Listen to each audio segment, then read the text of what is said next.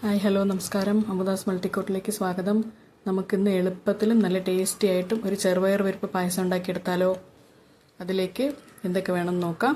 ഞാനൊരു കുക്കർ അടുപ്പത്ത് വെച്ച് കൊടുത്തിട്ടുണ്ട്. അതിലേക്ക് 2 ടീസ്പൂൺ നെയ്യ് ചേർത്ത് കൊടുക്കാം. ആദ്യം അതിലേക്ക് ഒരു പിടി കാഷ്യൂ നട്ട്സ് ചേർത്ത് കൊടുക്കാം.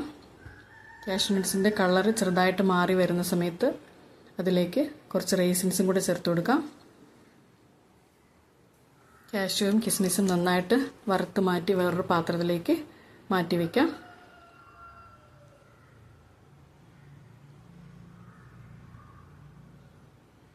ലോ ഫ്ലെയിമിൽ വെച്ചിട്ട് അതേ കുക്കറിൽ തന്നെ ചെറുപരിപ്പ് വേവിക്കാൻ എടുക്കാം. ഞാനൊരു 2 കപ്പ് ചെറുപരിപ്പ് കുറച്ച് വെള്ളത്തിൽ കുതിർത്ത് വെച്ചിട്ടുണ്ട് 10 മിനിറ്റായിട്ട്.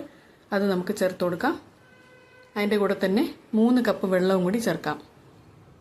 കുതിരാൻ വെച്ച വെള്ളം കൂടി ചേർത്തിട്ടാണ് 3 കപ്പ്. എന്നിട്ട് ഹൈ ഫ്ലെയിമിൽ വെച്ചിട്ട് ഒരു വിസിൽ വരുന്നവരെ വേവിച്ചെടുക്കാം. ഒറ്റ വിസിൽ മതിയാകും. നന്നായിട്ട് മിക്സ് ചെയ്ത് വെച്ചിട്ട് ലിഡിട്ട് കൊടുക്കാം. ഇത് വെന്ത് വരട്ടെ. ഇനി ഒരു പാത്രത്തിലേക്ക് ഒരു 1/2 കപ്പ് വെള്ളം ചേർത്ത് കൊടുത്തിട്ടുണ്ട്. അതിലേക്ക് നമുക്ക് ശർക്കര ഉരുക്കിയെടുക്കണം. ഞാൻ 400 ഗ്രാം ചെറുപരിപ്പാണ് അളവായിട്ട് എടുത്തത്. അതേപോലെ തന്നെ 400 ഗ്രാം ശർക്കരയാണ് ഞാൻ ഉരുക്കിയെടുക്കുന്നത്. മധുരം കറക്റ്റായിരിക്കും. കൂടുതൽ മധുരം വേണമെന്നുള്ളവർക്ക് 50-100 ഗ്രാം കൂടുതൽ ചേർക്കാം. ശർക്കര നന്നായിട്ടൊന്ന് വെള്ളത്തിൻ്റെ കൂടെ മിക്സ് ചെയ്ത് വെച്ച് കൊടുക്കാം. ഒന്ന് ഉരുകി വന്നാൽ മാത്രം മതി. ഉരുകി വരട്ടെ. ശർക്കര നന്നായിട്ട് ഉരുകി വന്നിട്ടുണ്ട്. ഇത് മാറ്റി വയ്ക്കാം. ചെറുപരിപ്പും നന്നായിട്ട് വെന്ത് കിട്ടിയിട്ടുണ്ട്. നമുക്ക് ഞാനൊരു വേറൊരു പാത്രത്തിലേക്ക് മാറ്റി വെച്ചിട്ടുണ്ട്. ഇനി കുക്കർ അടുപ്പത്ത് വെച്ച് കൊടുക്കാം. അതിലേക്കൊരു 3 ടീസ്പൂൺ നെയ്യാണ് ഇപ്പോൾ ചേർത്ത് കൊടുക്കുന്നത്. നെയ്യ് ചെറുതായിട്ട് ചൂടായി വരുന്ന സമയത്ത് നമ്മൾ വേവിച്ച് വെച്ചിരിക്കുന്ന ചെറുപരിപ്പും കൂടെ ചേർത്തിട്ട് അതിൻ്റെ പച്ചമണം മാറുന്നവരെ നന്നായിട്ട് ലോ ഫ്ലെയിമിൽ വെച്ചിട്ട് ഒന്ന് ഇളക്കിയെടുക്കണം. ചെറുപരിപ്പ് നന്നായിട്ട് ഇളക്കിയെടുത്തിട്ടുണ്ട്. 2 മിനിറ്റ് സമയം വേണ്ടി വന്നു.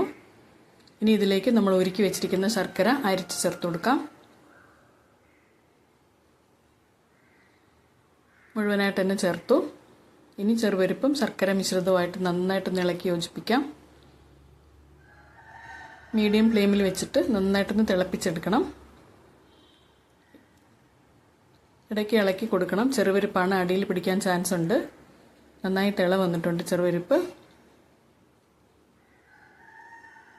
ഇനി ഇതിലേക്ക് നമുക്ക് പാല് ചേർത്ത് കൊടുക്കാം. കാച്ചിയ പാലാണ്. ഏത് പശുവും പാലോ കവർ പാലോ ഏത് വേണമെങ്കിലും എടുക്കാം. 2 കപ്പ് പാലാണ് ചേർത്ത് കൊടുക്കുന്നത്. അതായത് 1/2 ലിറ്റർ. നന്നായിട്ടൊന്ന് മിക്സ് ചെയ്തെടുക്കാം. നന്നായി ഇളക്കി കൊടുത്തുകൊണ്ട് തന്നെ ഇത് തിളപ്പിച്ചെടുക്കണം. ഒരു 5 മിനിറ്റ് നമുക്കിതുപോലെ ഒന്ന് ഇളക്കി കൊടുക്കാം. ഇതിൻ്റെ കൂടെ കുറച്ച് മിൽക്ക് മെയ്ഡും കൂടെ ഞാൻ ചേർത്ത് കൊടുക്കുന്നുണ്ട്. അത് ജസ്റ്റ് ഒരു ഫ്ലേവറിന് വേണ്ടി മാത്രം. ഒരു 2 ടേബിൾ സ്പൂൺ മിൽക്ക് മെയ്ഡ് ഞാനിതിൽ ചേർക്കുന്നുണ്ട്. ഓപ്ഷനിലാണ്, വേണമെങ്കിൽ മാത്രം ചേർത്താൽ മതി. മിൽക്ക് മെയ്ഡും കൂടെ ചേർത്ത് കൊടുത്തിട്ട് നന്നായിട്ട് ഇളക്കി യോജിപ്പിച്ചെടുക്കാം നമുക്ക്.